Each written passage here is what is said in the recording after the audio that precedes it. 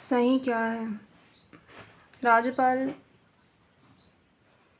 राज्यपाल क्या एक संवैधानिक प्रमुख होता है, कार्यपालिका प्रमुख भी होते हैं। ठीक है, राज्यपाल का कार्यकाल 5 वर्ष का होता है। राज्यपाल सामान्यतः मंत्रिपरिषद की सलाह पर अपनी शक्तियों का प्रयोग करते हैं। राज्यपाल राज्य में एक संवैधानिक प्रमुख होता है। राज्यपाल का कार्यकाल उनके पद ग्रहण की अवधि से 5 वर्ष तक होता है, परंतु वास्तव में जो वह मतलब राज्यपाल राष्ट्रपति के क्या होते हैं, प्रसाद पर्यंत पद धारण किए रहते हैं। फिर राज्यपाल सामान्यतः परिषद की सलाह पर अपनी शक्तियों का प्रयोग करते हैं। 42वें संविधान संशोधन 1976 के बाद राष्ट्रपति के लिए मंत्रियों की सलाह की बाध्यता तय कर दी गई, जबकि राज्यपाल के संबंध में इस तरह का कोई उपबंध नहीं है।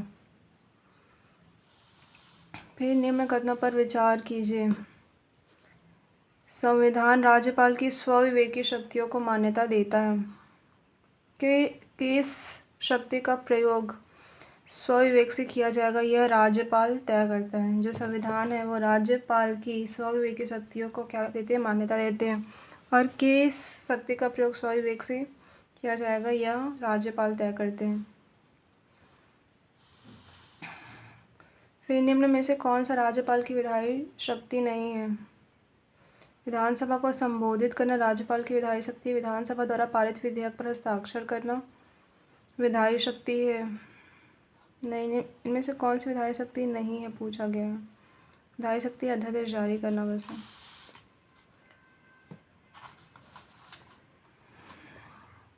यदि एक विधेयक राज्य विधानमंडल द्वारा पारित होकर राज्यपाल के पास अनुमति के लिए भेजा जाता है तो राज्यपाल क्या करेगा?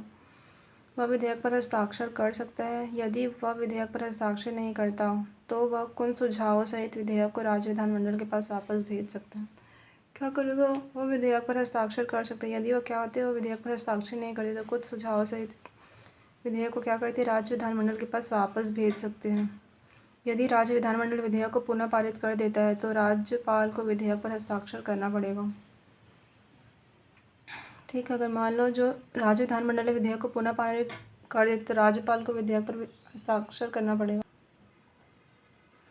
यदि राज्यपाल विधेयक के प्रावधानों से सहमत नहीं है तो वह विधेयक को राष्ट्रपति के पास संदर्भित कर सकते हैं।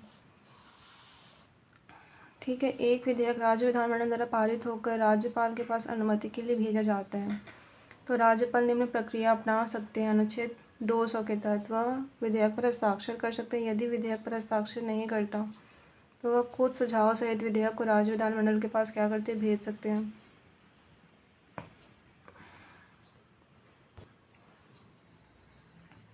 वह विधेयक पर हस्ताक्षर कर सकते हैं। यदि वह विधेयक पर हस्ताक्षर नहीं करता तो कुछ सुझावों सहित विधेयक को राज्य विधानमंडल के पास वापस भेज सकते हैं। यदि राज्य विधानमंडल विधेयक को पुनः पारित कर दे तो राज्यपाल को विधेयक पर हस्ताक्षर करना पड़ेगा। अनुच्छेद 201 के तहत यदि राज्यपाल विधेयक के प्रावधानों से सहमत नहीं है तो वह विधेयक को राष्ट्रपति के पास संदर्भित कर सकते हैं।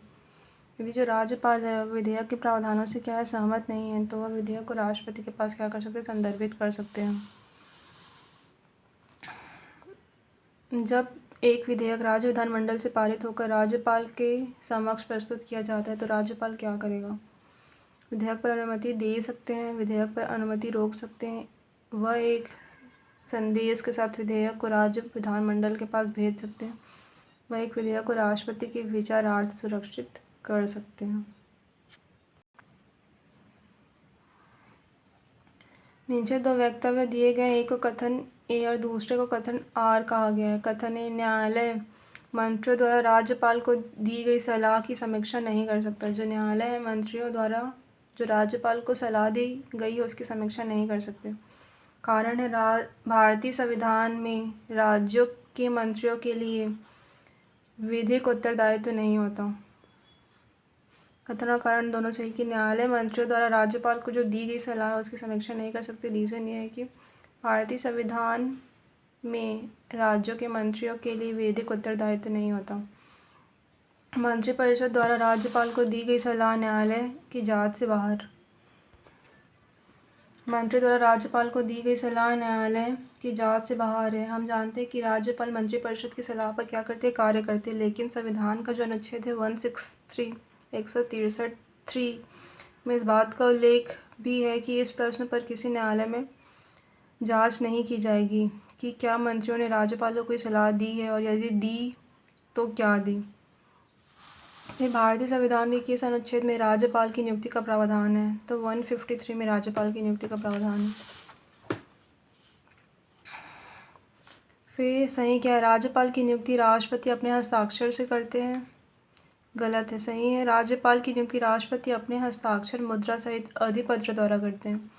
जो राज्यपाल है उनकी जो नियुक्ति राष्ट्रपति करते हैं वह हस्ताक्षर, मुद्रा और अधिपत्र सहित करते हैं।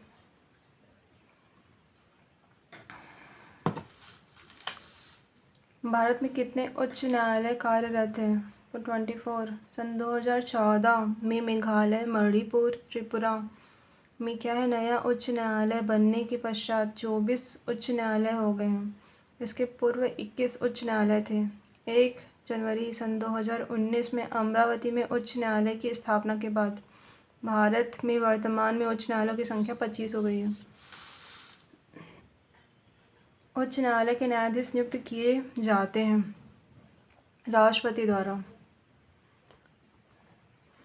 बॉम्बे, मद्रास, कोलकाता में उच्च न्यायालयों की स्थापना कब हुई है? 1861 में। ब्रिटिश संसद के 1861 में जो भारतीय उच्च न्यायालय अधिनियम पारित किया गया था, जिसके तहत क्या हुआ, मुंबई, कोलकाता और मद्रास में उच्च न्यायालय की क्या हुई, स्थापना हुई। ये जो न्यायालय है 1862 में क्या हुआ, अस्तित्व में है। दूसरे चरण में इलाहाबाद उच्च न्यायालय 1866, तीसरे चरण में पटना उच्च न्यायालय 1916, चौथे क्रम में जम्मू एंड कश्मीर उच्च न्यायालय 1928 अस्तित्व में आया है।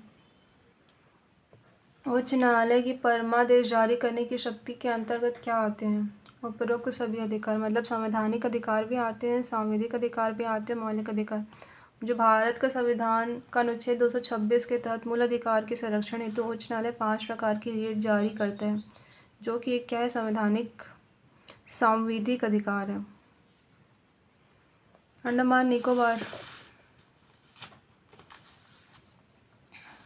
निकोबार पर किस उच्च न्यायालय का क्षेत्राधिकार है? कोलकाता का। इसमें देखते हैं कि न्यायालय और न्याय क्षेत्र, जो बम्बई है, बम्बई न्यायालय जो है न्यायाधिकार क्षेत्र महाराष्ट्र, गोवा, दादर नगर हवेली, दमन और दीप बम्बई के क्षेत्राधिकार में आते हैं। केरल के साथ केरल और लक्षद्वीप आते हैं। कोलकाता के साथ कोलकाता, अंडमान निकोबार द्वीप आते हैं। चंडीगढ़ के साथ पंजाब और हरियाणा आते हैं। मद्रास के साथ मद्रास और पौंडीचेरी आते हैं। दिल्ली का अपना उच्च न्यायालय है। फिर निम्न में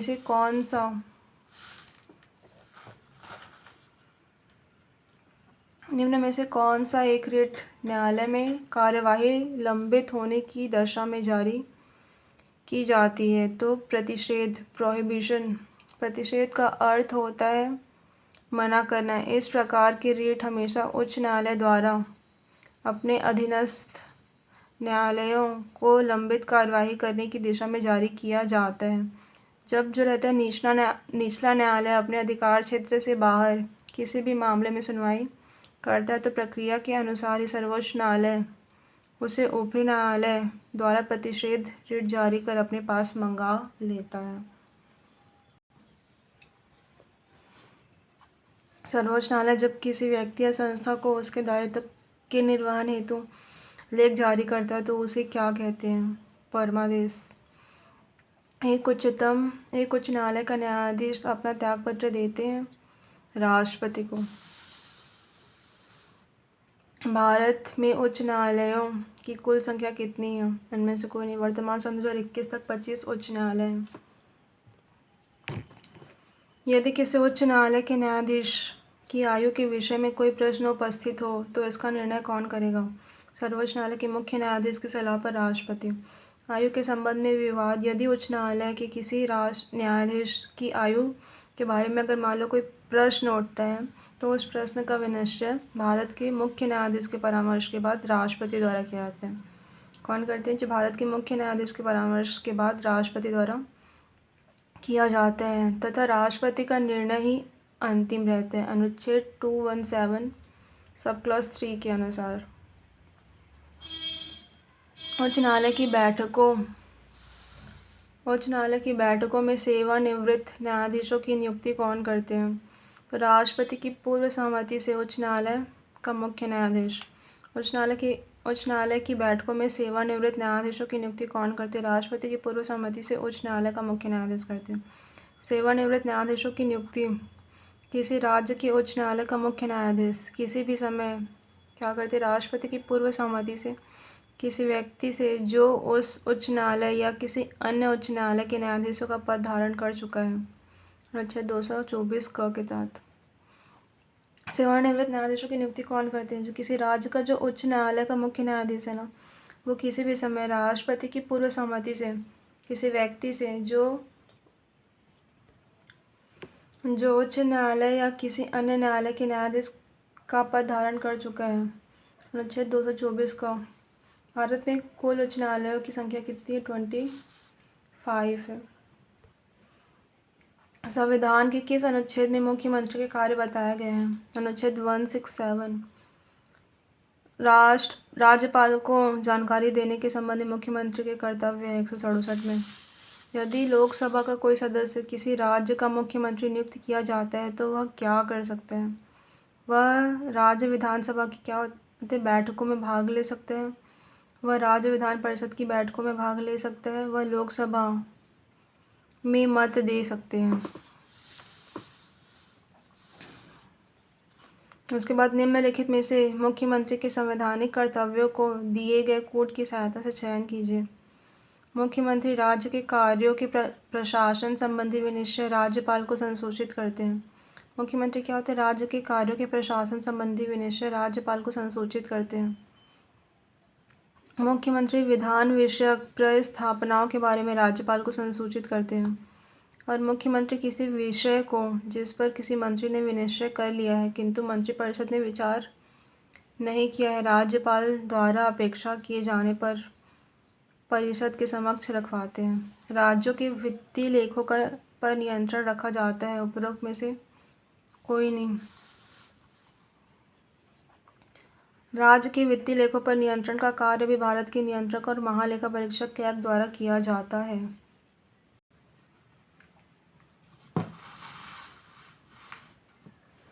एक राज्य का मुख्यमंत्री राष्ट्रपति के चुनाव में मतदान नहीं कर सकता क्योंकि वह राज्य के उच्च सदन का सदस्य होता है। ठीक है। राष्ट्रपति के निर्वाचन में लोकसभा, राज्यसभा और विधानसभा के निर्वाचित सदस्य भाग लेते हैं। राज्यों की विधान परिषदों के संदर्भ में कोई भी अधिकार प्रदान नहीं किया। राज्यों की जो विधान परिषद है उनको इस संदर्भ में कोई भी अधिकार प्रदान नहीं किया है। फिर राज्यों के मुख्यमंत्री सहित मंत्रिपरिषद में मंत्रियों की नियुक्ति संख्या क्या हो सकती है? 12। भारतीय संविधान का जो अनुच्छेद 164 का में मंत्रिपरिषद में मंत्रियों की संख्या का उपबंध किया गया, जिसके तहत विधानसभा के कुल सदस्यों के 15% से अधिक सदस्य संख्या मंत्री नहीं हो सकते, परंतु किसी भी राज्य में मुख्यमंत्री सहित मंत्रियों की संख्या 12 से कम नहीं होगी।